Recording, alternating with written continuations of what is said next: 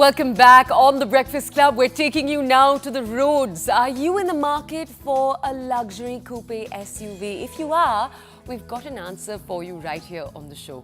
On the show, we're going to be reviewing the 2024 Audi Q8. It's priced at a whopping 1.17 crores. But is it worth it? It has a 3-litre V6 turbo petrol engine. It features soft closed doors, panoramic sunroofs, and a beautiful, beautiful audio system. Is this the coupe that you want to go for? Overdrive brings you the verdict. Take a look.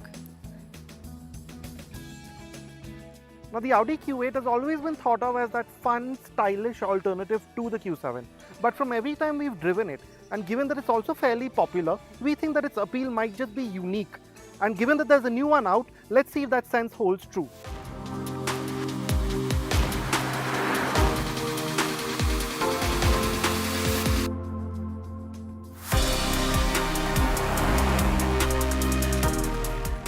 Now start driving the Audi Q8 and it's pretty easy to get used to, especially considering it's quite a big wide car. Now that's mainly due to the good visibility that you have out of it because of this wide windscreen, and generally the square shape that helps in this regard. The large windows that also helps. You don't sit very high up, you don't sit very low, you have that SUV-ish feel to it. So in that sense it's all good.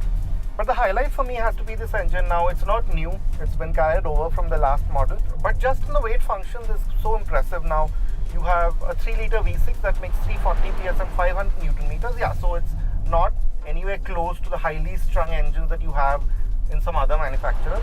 And that's no bad thing because that 500 Nm of torque comes in at just 1400 RPM, which means that you never really get the sense that this engine is turbocharged. Yes, it's not as responsive as, say, a naturally aspirated engine would be, but you always have torque. So even in stop-start traffic, the big displacement and this sort of trait of this engine means that you don't stutter, you're not, waiting for that engine to spool up. The drive modes also do their bit. They notably change engine response that helps in various situations. Sport mode amps things up without feeling peaky. Efficiency isn't too restrictive but maximizes consumption. As for the numbers, the Q8 managed a 0 to 100 kmph time of 6.1 seconds in a testing, while the rolling acceleration times were brisk too. And that really does make for really luxurious driving. And then of course the refinement sort of adds to this sense. It's especially quiet. Only when you're revving it out closer to the red line is when you hear it. And even then it's quite a soft sort of grumble, but it's not intrusive and it doesn't really get in the way. And then of course when you want to go faster, you have a wide power band, you have a lot of performance. That torque just keeps going. So at highway speeds it has that long-legged feel. The 8-speed ZF gearbox is as usual great, especially in calmer driving. It always keeps the engine on the boil, shifts are seamless more or less, and in brisk driving it seems up to the job of matching the engine's energy. In heavy driving with the sport mode, it has a fun sharp edge to the shifts, but you do notice that it starts to hesitate a bit to drop gears, which it doesn't seem to do in some of the other cars it's fitted to. But this is not much of a problem in the larger scheme of things. Now, big change with this update is that Audi has removed the air suspension that was available with the Q8 earlier, and now you get steel springs with adjustable dampers. Now, I must say that Audi has done a good job of it. So even with these quite low profile 21-inch wheels, it handles everything that our roads have to offer. So of course it has that solid, dependable feel that you get from these German cars. But over bad patches, it's not especially firm, so you don't feel uncomfortable. There's great stability on highways and the Q8 handles undulations without losing composure. You get a substantial flowing luxury car demeanor which adds to the overall refinement. Now where you do notice it to be somewhat lacking is, say, around bends or just when you're driving along, say, on a slightly winding road.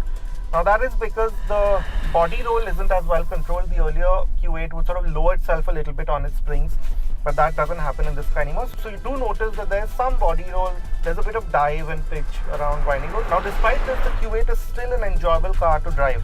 You have this very strong chassis, you have that quattro system which is rear bias, 70% of the power usually goes to the back wheels, and it just makes for a confident driving experience. Now the steering also helps with this. It's not especially responsive or reactive, but it's direct, it's precise, it's well weighted. So again, it just goes with that sense of being very competent, of being enjoyable but not too hard edge for someone who's just looking for a nice comfortable luxury car.